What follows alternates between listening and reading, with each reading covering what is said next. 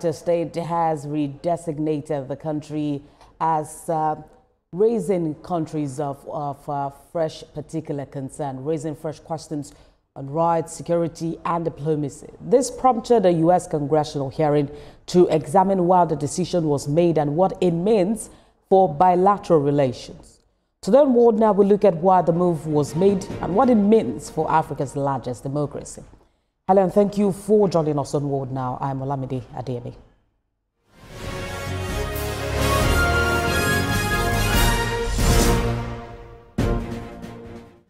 The United States House Subcommittee on Africa held a public hearing to examine President Donald Trump's recent decision to place Nigeria back on the list of countries of particular concern. Now, this main focus was to understand why Nigeria was redesignated and what the consequences might be for both countries. We have more in this report. The designation of Nigeria as a country of particular concern by the U.S. President Donald Trump triggered diverse emotions in many citizens, some afraid, others fulfilled.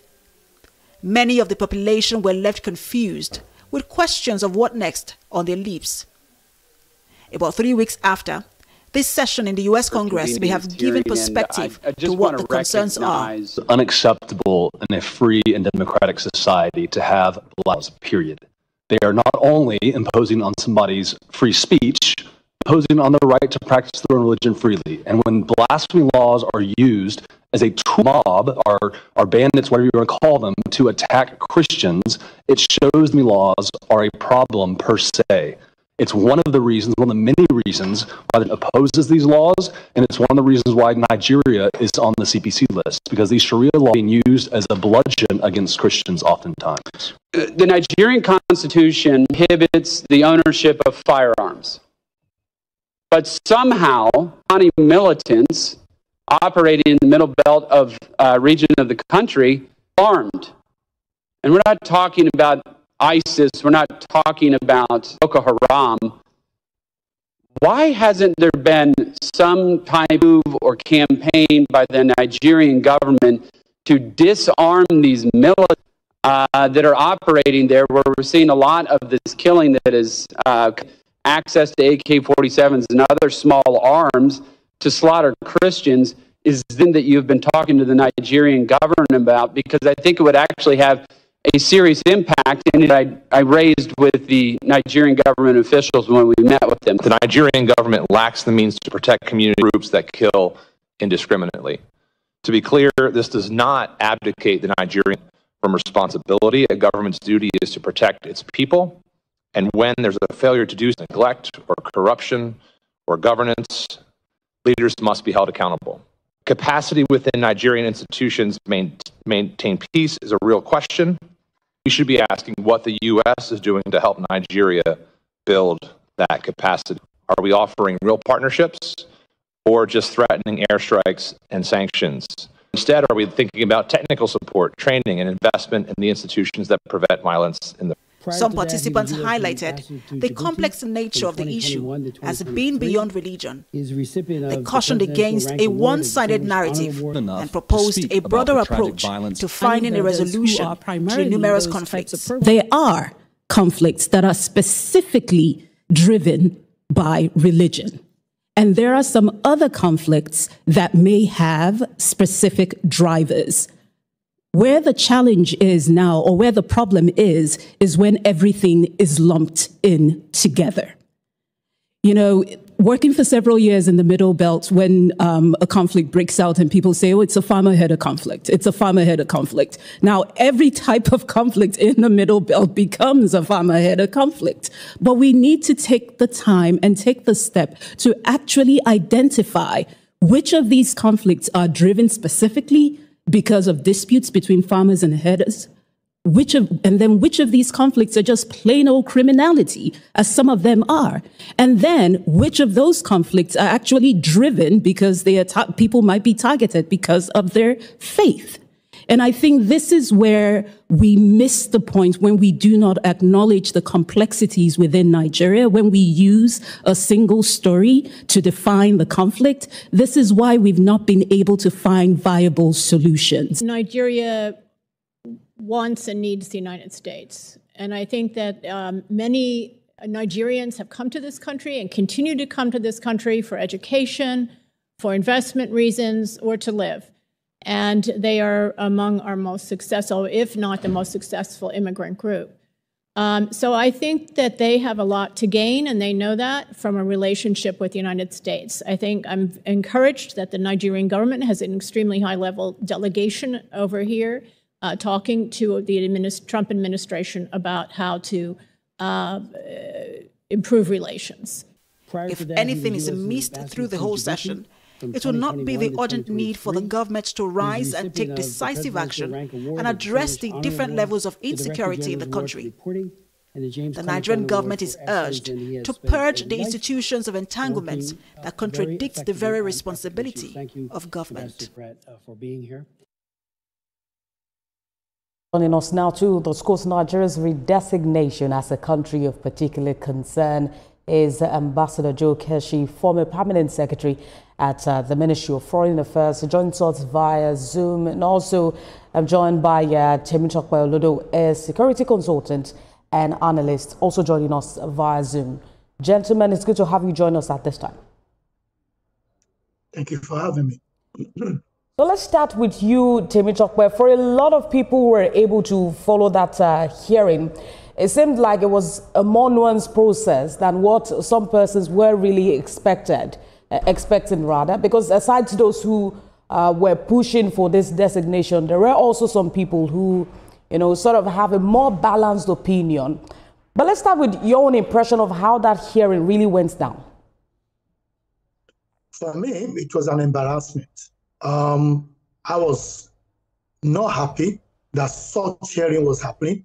We have a National Assembly who, if they've done their due diligence, that Nigerian lady will not be appearing on a Zoom to the United States when she's just around the corner, to Abuja. She will have been in a hearing in Abuja. They will have had her. They will have made their comment, and the Americans' showcase will not have been necessary. But here we are. We have our own citizen being televised on TV, explaining what is happening or what happened to her, and everybody around the world is seeing, our nakedness. I wasn't happy. Of course, I was happy that it was a balanced conversation, but I wasn't happy with the whole charade, because for me, Nigeria could do better. Nigeria has brilliant people, brilliant minds, including one of your guests here, Ambassador, who has been speaking about this issue for quite a long time, but who has called him to have a conversation with him about how things could be improved. They listen, but they do not act. And that is what the team I took away from that conversation yesterday. All right, let's get Ambassador's opinion. Ambassador, this is not the first time you're raising concern about the incessant killings that we have seen in recent months. Let's get your own opinion as to that hearing yesterday. Well, thank you very much. I'm glad to be with you. Look, I can't agree more with what you have heard about what transpired yesterday.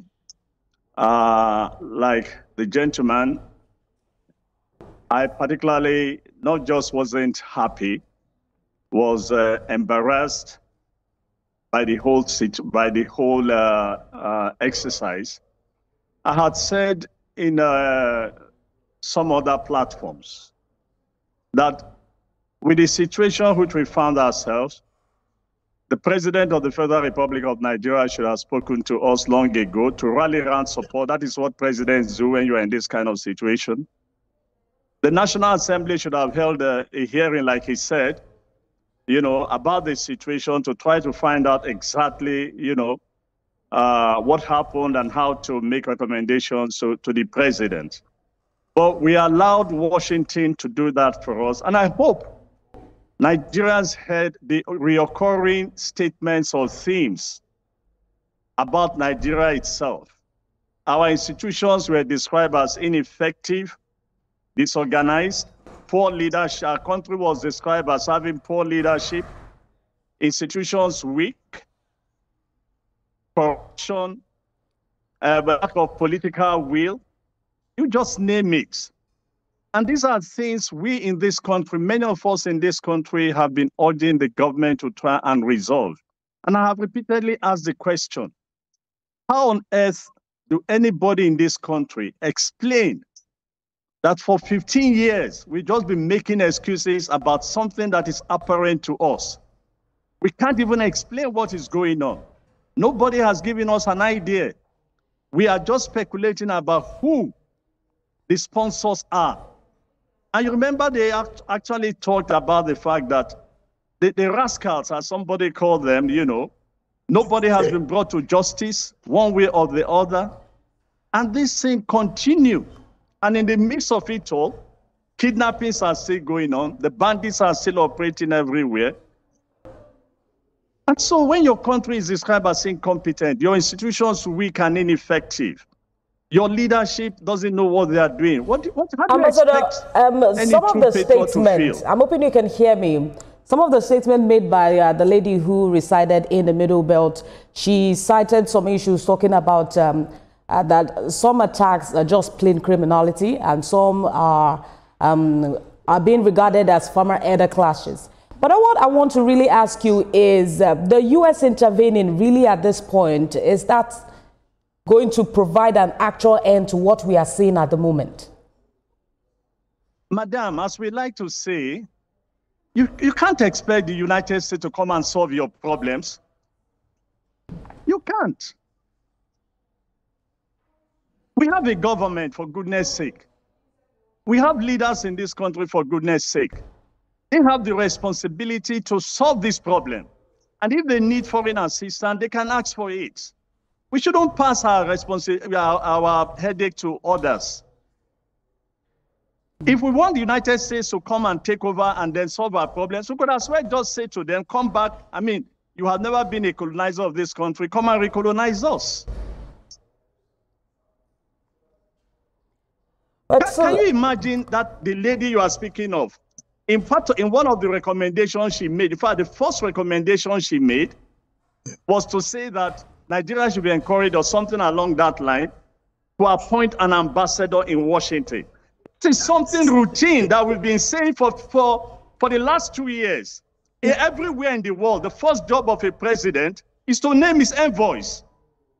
Now, Washington has to now come back and begin to tell you to appoint your ambassadors.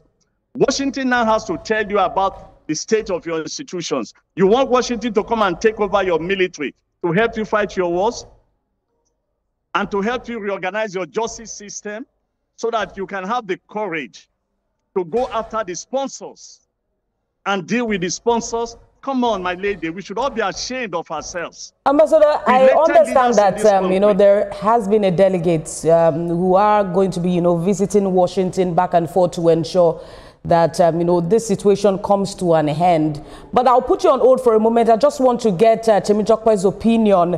At the U.S. hearing, there were claims that about, you know, 52,000, you know, Christians were killed since 2009. From your own view, this designation of Nigeria as a country of particular concern, do you think this is fair? Does this paint a misleading picture of the country?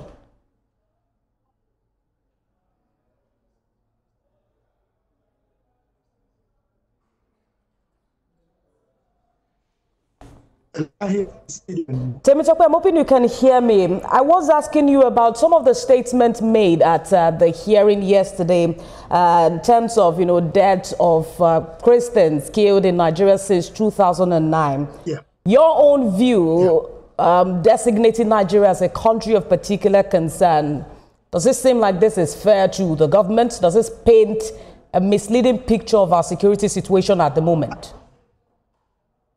I think if you ask majority of Nigerians as we speak, many of them know that this challenge is just like your previous guest has mentioned, did not start under this administration. So, but this administration has inherited the baggage. The issue here is if you don't name your statistics, if you don't have your statistics, others will label it for you. And that is exactly what is happening. And I was listening to you earlier talking about the delegates that went to Washington. it's laughable because I worked in the civil service. I'm just formerly in the civil service, just like the ambassador. And we know that these people have already mentioned the dates they're going to have their hearing, and you are going in the newspaper to say you're going to Washington. You were not there. They need to return our money back because it's taxpayers' money that they've wasted. If they've gone through the proper diplomatic channels, they will have known that them themselves being executive going there is just more or less embarrassing themselves. It could have been the National Assembly engaging with their partners in the United States to say, oh, you're having this hearing, we would like to give you some of our views, give you some statistics, give you some documentation. These guys were rolling out data, and we can't challenge their data because we can't say, no, you said 52,000, it's not 52,000, it is this. Because we don't even have the data, and if we have the data, we don't release it on time. We're always holding information. People do not hold this kind of information. If when this incident happened, that lady that appeared on TV was taken up by the Nigerian government or the state government, which also shares the blame, taking care of, address, giving psychological support for losing her child. If she appears live yesterday, we will have seen the difference in the way she talks and what she says. She will have said, oh, this incident happened, but the Nigerian government have been very supportive to me. And the same thing we complain about the Chibok girls. Most of their parents died in agony. No support for them. When are we going to stop this? And this is sad that this conversation, I'm hoping you can hear me. This is, sad that this conversation is coming at a time where more recently we had another abduction of a student in Niger. And the question really is if the United States will provide a lasting solution, as some persons are expecting. But you saw the delegation that the Nigerian government really put out yesterday. Despite criticism, some say the Nigerian government is not doing enough. I want to ask you what you think may have led us to this point. Is it a lack of hands in terms of security, resources, infrastructure? What exactly brought us to this point? Because this is an issue that has been occurring even in the past administration. I think what led us to this situation is our lack of understanding of how things should be dealt with properly. In terms of security management, we've not been doing it the way it should have been done. I think we need to change gear. I think we need to work with our partners to try and address those issues. I also believe that when you look at what happened today that you mentioned, Niger State, the distance between Niger and Abuja is not that far. A military jet will get there in less than 10 minutes, showing a sign of force that will make those people know that the Nigerians care about their citizens. But nothing like that happened. We have 3 or 4 helicopters in Abuja. All of them are sitting down there, but if they're having Owambe, they'll be able to take those helicopters there. Did any of those helicopters move? That's what our National Assembly should be asking. We're giving you this money. What are you doing with the money? With regard to the delegates, yeah, fair enough, you have heavy people there, but I didn't see any legislative arm involved. These are people that know how to engage those kind of people. I'm hoping that we will see pictures of the kind of engagement they've done since yesterday or to today. And I'm hoping, like every other Nigerian, that America do not need to come and do our job for us. We have sufficient people that can do the work and do it even better than the Americans can do it. I mean, like what the ambassador also mentioned, talking about the fact that we may not necessarily need the U.S., to intervene in our matters if we can address it. But let's take the ball back to the ambassador. Ambassador, Congressman Jones James linked religious persecution in the country to political repression. He also cited Nnamdi Kanu's detention, which also, coincidentally clashed with the time of his judgment. Many Nigerians feel that this may have politicized some of the religious issues that we are seeing on ground. How is it expected that the U.S. government, Nigeria, also separate human rights concerns from internal political matters?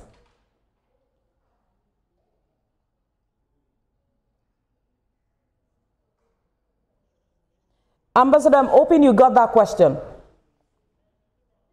Sorry, can you come again? I'm actually struggling to hear you very well. Please, right, I was asking you about the fact that in Congress yesterday, we had Congressman John James linking religious persecution to political repression in Nigeria. He cited Nnamdi Kanu's detention, which, also coincided with the time of his judgment yesterday.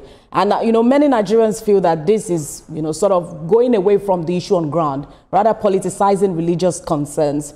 How is it expected that the U.S. government, Nigeria government, also separate human rights concerns from internal, matters?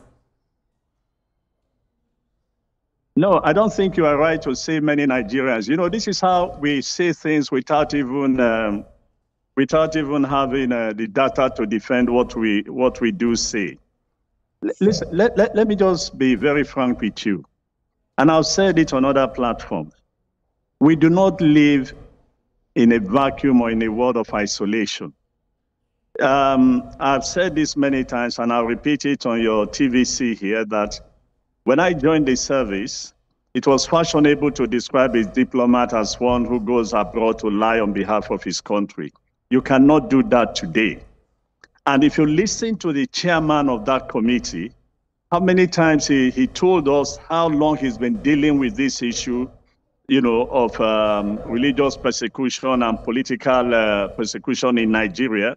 He wasn't joking. He even cited the months they've been dealing with this, which means that the Congress of the United States had information. They had documents that they are relying on. They have data before them that they are speaking with.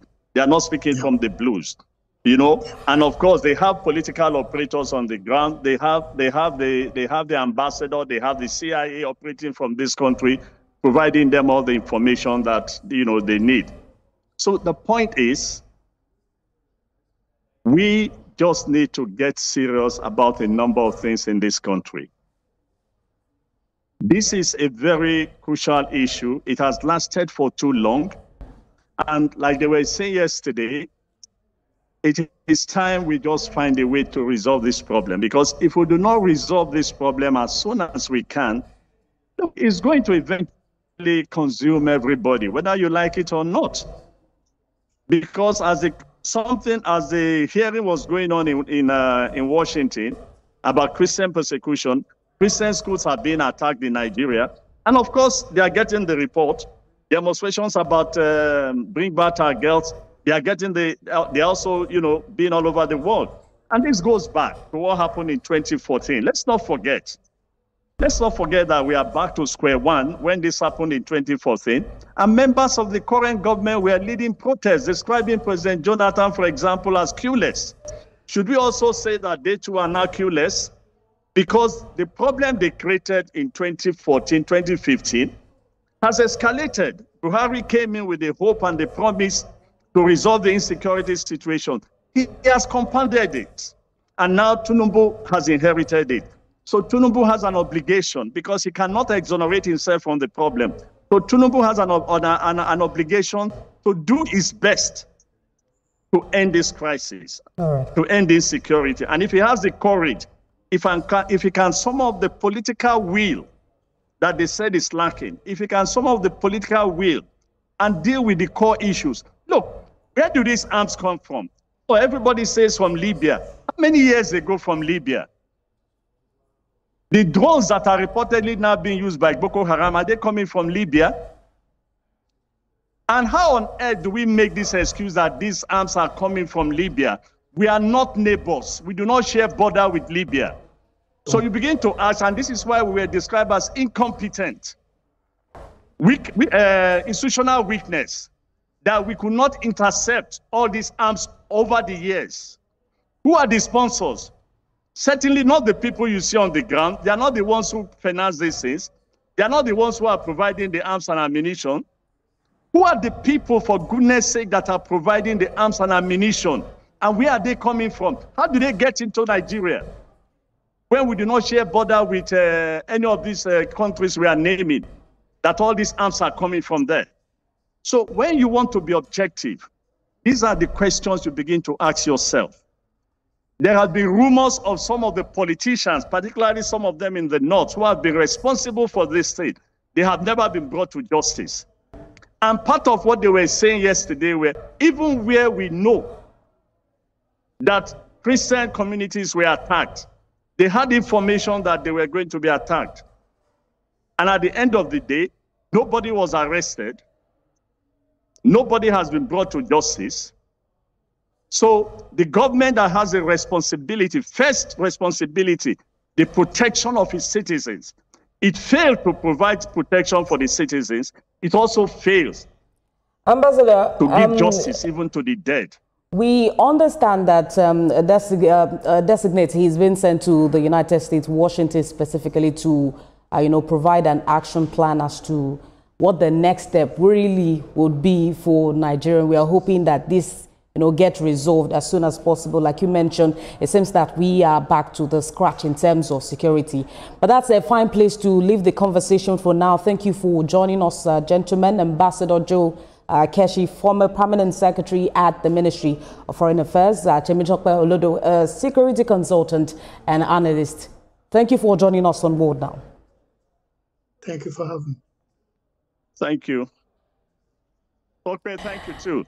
That's it. What now? For more updates on the stories we're monitoring, you can visit our website on www.tvcnews.tv. You can also follow us on our social media handles, Facebook, Instagram, and on X at TVC News Engine. We also have updates for you on WhatsApp and Telegram at TVC News Nigeria. On YouTube, we are live at TVC News Nigeria. I'm Olamide Adeyemi.